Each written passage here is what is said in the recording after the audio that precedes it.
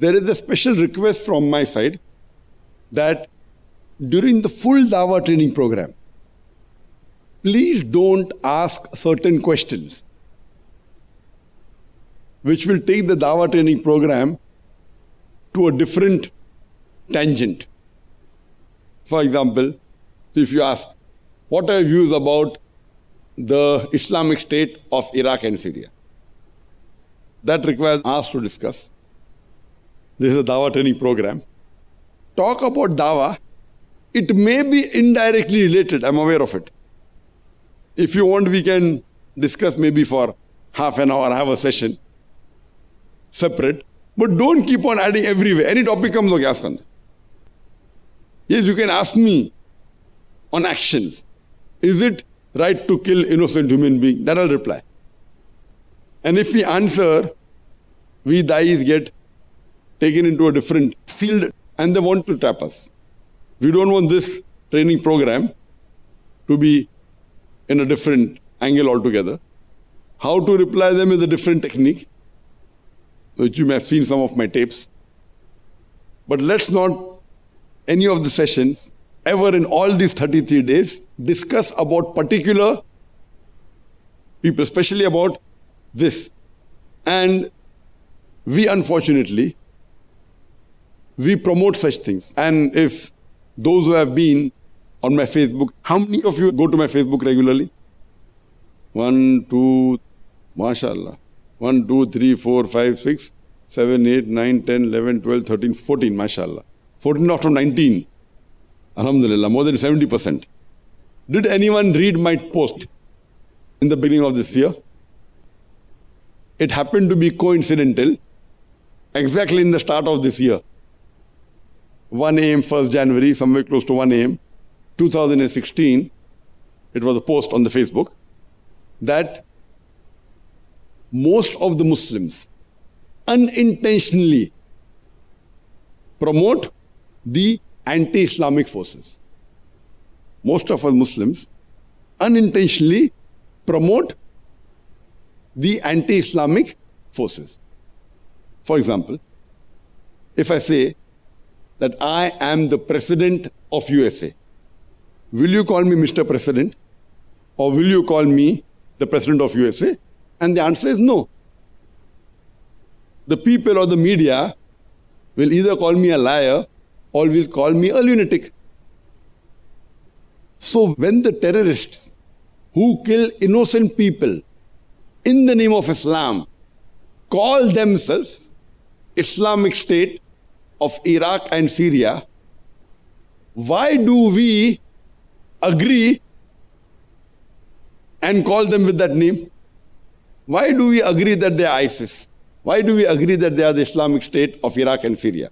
We should in fact say that they are anti-Islamic State of Iraq and Syria. AISIS, not ISIS.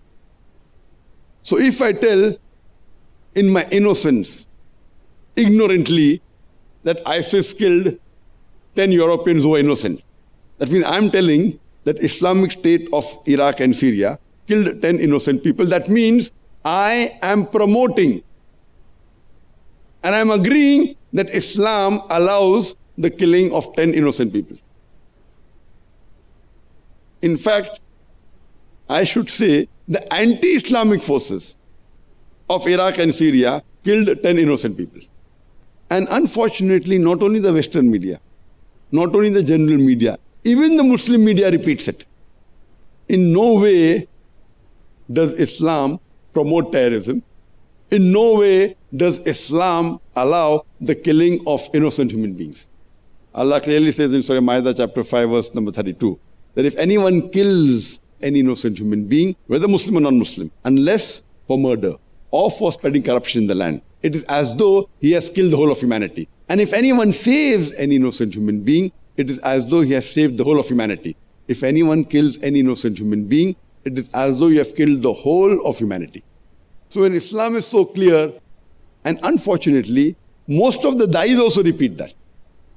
So when I say, I'm very careful, and again, I make it very clear that we should not unintentionally and ignorantly promote the anti-Islamic forces. So coming back to the point that as far as this 33-day Dawah training program is concerned, please do not hijack the training program to a different level. Let's talk about Dawah, calling people to Islam. And we as Dai should know, let not people take you away on a tangent so that you lose your focus. So during the training program, see to it that ask questions on the topic of this session. And see to it that even if it's a question related to it, don't get names or ask questions on such things which will take the training to a different angle altogether. Hope that is clear?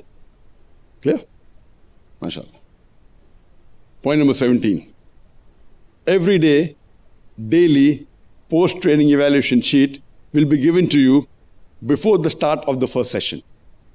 This sheet should be filled by you at the end of each session and shall be completed and handed over after the last session before you leave the auditorium.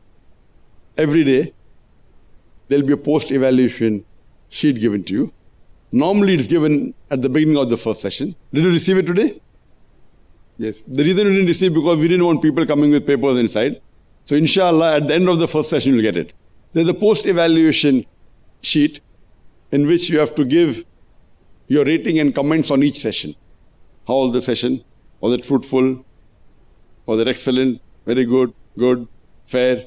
The pros, the cons. And it's preferable you write immediately after the session. And before you leave the auditorium, that is the last session of the day, hand it over to the faculty, inshallah. Point number 18. Every day, homework would be given. It's compulsory that all the participants should complete the homework. Point number 19. Every day, each participant would be evaluated.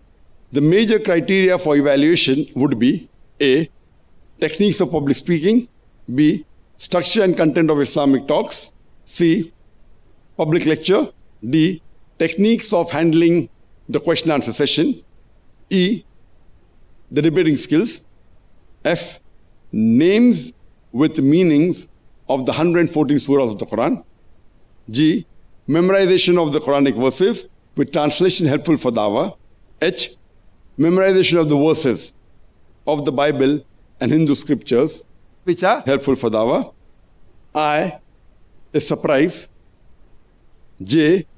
The question asked.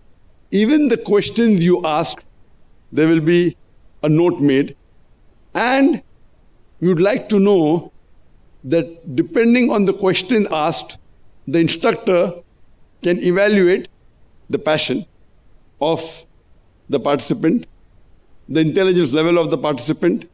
So whenever you have to evaluate the questions asked in a classroom to a teacher or by a participant in a workshop or in a training program is a good way of measuring the level of the participant, his interest, his intelligence, his knowledge, his criteria to judge. Has he understood the subject? So based on the question, I can come to know, okay, this person is just a beginner. Okay, he's in the middle, he's in a high level, he's asking PhD questions. Some people just ask PhD questions, they don't know in between. So then he gets caught. He's asking something high level. He doesn't know what is in the second standard, third standard, 10th standard. He's asking a question of post-graduation. That means he's trying to think he's too smart. And he's exposed. So what questions asked is a good way of measuring the intelligence, the passion, and the commitment of the questioner. So everything that's mentioned here, there'll be an evaluation which will help us in giving marks to the participants. Point number 20.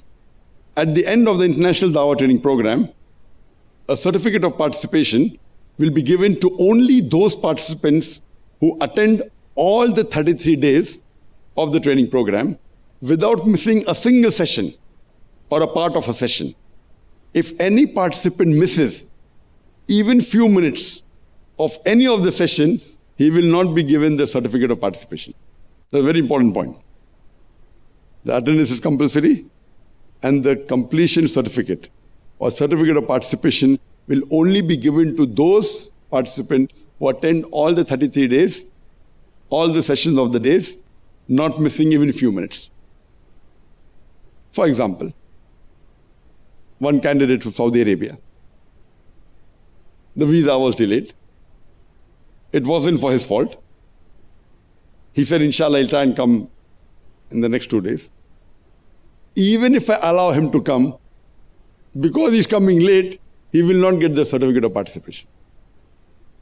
It wasn't his fault. But the rule is that you have to follow the rule. Yes, I told him that while the training program goes on, the main training starts from the 3rd day. Normally it's on the 2nd day, but I relaxed the full program. And this program, I have relaxed it much more than before. The main thing starts on the 2nd day. This time I've put something in between so that a person comes 1 day earlier, he relaxes. But I told him that if he lands, even day after tomorrow, he has to see 8 hours of both the days. So he catches up with it, then he can attend the 3rd day. So Monday is a holiday. If he reaches maybe on Sunday night or Monday morning, if he makes it, inshallah, he will have to spend the full Monday watching the 16 hours of the training to attend the 3rd day of the training. So attendance is compulsory. La ilaha illallah, la ilaha illallah, Muhammadun Rasulullah, Muhammadun Rasulullah. أرجو رضاك يا الله، أنت الرحيم يا الله، هبني عطاك يا الله، أنت الكريم منك العطاء يا الله، أنت العظيم يا الله، فيك الرجاء يا الله، أنت الحليم. الرحمن الستار ملك الملك الغفار الوهاب المنان المتعال. الرحمن الستار ملك الملك الغفار الوهاب المنان المتعال. الرحمن الستار ملك الملك الغفار الوهاب المنان